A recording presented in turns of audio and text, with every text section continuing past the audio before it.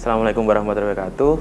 Perkenalkan, nama saya Dimas Andika Pramayuga, Kepala Kompetensi Keahlian Multimedia.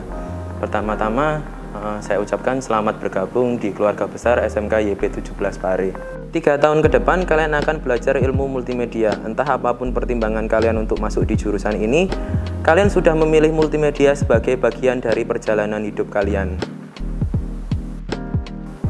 Dan pada materi kali ini, saya akan menyampaikan tentang pengenalan kompetensi keahlian multimedia di SMK YB 17 Pare.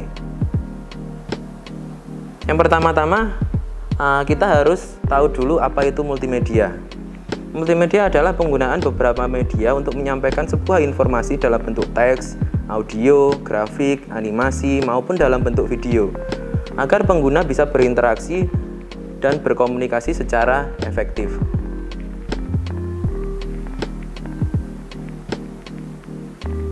Cakupan pembelajaran multimedia di SMK meliputi audio, televisi, hiburan, desain grafis, video, komunikasi digital, jaringan, media interaktif, animasi, dan tentang kewirausahaan.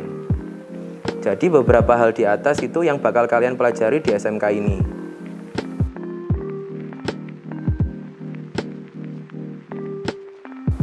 Pada saat kalian kelas 10, kalian akan belajar mata pelajaran muatan peminatan kejuruan seperti yang pertama adalah simulasi dan komunikasi digital, yang kedua adalah fisika, ketiga kimia, keempat adalah komputer dan jaringan dasar, kelima ada pemrograman dasar, keenam ada dasar-dasar desain grafis. Yang ketujuh ada di sistem komputer. Yang pertama di simulasi dan komunikasi digital, di mata pelajaran Simkomdik ini kalian akan belajar tentang logika komputer, menyusun format dokumen, membuat desain, membuat slide presentasi yang efektif, merancang dan membuat dokumen dan memproduksi video digital. Yang kedua, fisika. Di mata pelajaran fisika, kalian akan belajar memahami konsep besaran pokok, besaran turunan, dan satuan pengukuran. Memahami konsep usaha, energi, daya, dan efisiensi dalam kehidupan sehari-hari. Mengevaluasi proses pemuraian, perubahan wujud zat, dan perpindahan kalor. Yang ketiga, mata pelajaran kimia. Kalian akan belajar tentang memahami peranan kimia dalam kehidupan, memahami hukum-hukum dasar dan persamaan kimia. Yang keempat, mata pelajarannya adalah komputer dan jaringan dasar. Di mata pelajaran ini, jam pelajarannya akan sedikit panjang karena materi yang disampaikan lebih banyak.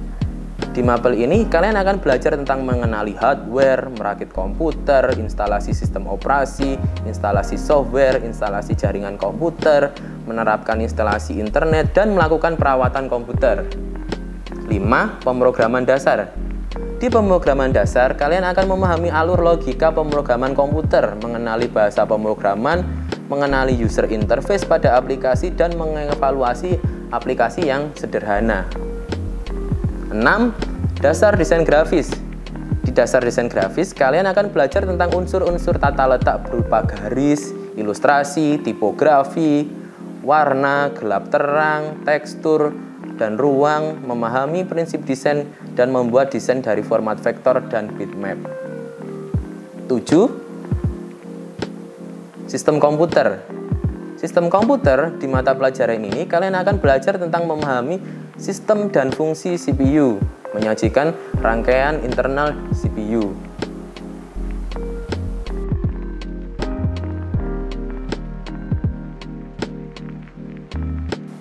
Lanjut di kelas 11, di saat kalian kelas 11, kalian akan menjumpai mata pelajaran lanjutan.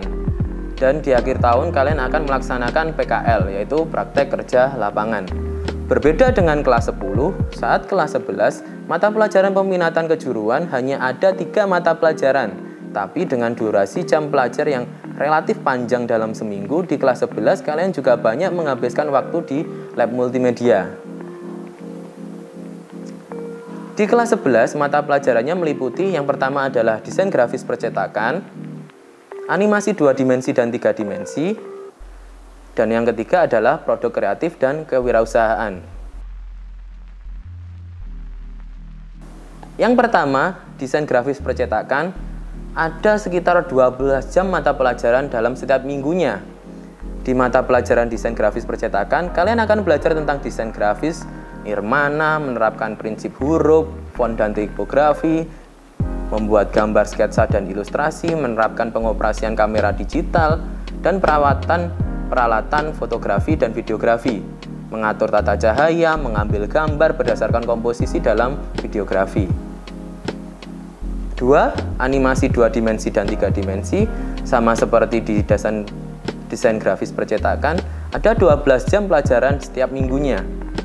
Pada saat kalian belajar animasi 2 dimensi dan 3 dimensi, kalian akan membuat objek sederhana menggunakan aplikasi animasi 2 dimensi, membuat karakter animasi, memahami prinsip-prinsip dasar animasi, membuat dan menggambarkan konsep dasar objek 3D dalam sketsa rancangan, membuat animasi 3 dimensi menggunakan objek-objek sederhana seperti motion grafis, explainer, dan sebagainya. Yang ketiga, produk kreatif dan kewirausahaan. Mata pelajaran ini ada sekitar 7 jam pelajaran dalam setiap minggunya. Di mapel yang akan disingkat PKK ini, kalian akan belajar memahami sikap dan perilaku kewirausaha, menentukan peluang produk barang dan jasa, menghitung biaya produksi, melakukan simulasi pembuatan produk kreatif dan kewirausahaan.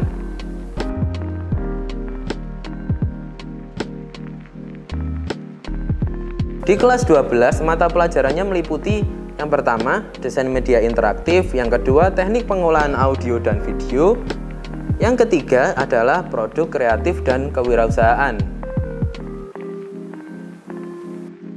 Yang pertama, desain media interaktif. Di desain media interaktif, kalian akan belajar sekitar 13 jam pelajaran dalam 1 minggu. Di mata pelajaran desain media interaktif, kalian akan membuat desain perancangan alur untuk multimedia interaktif. Membuat user interface menggunakan prinsip-prinsip desain user interface. Menggabungkan image, animasi, audio, video dalam sajian multimedia interaktif. Yang kedua, teknik pengolahan audio dan video. Di teknik pengolahan audio dan video, kalian akan belajar 12 jam pelajaran dalam 1 minggunya.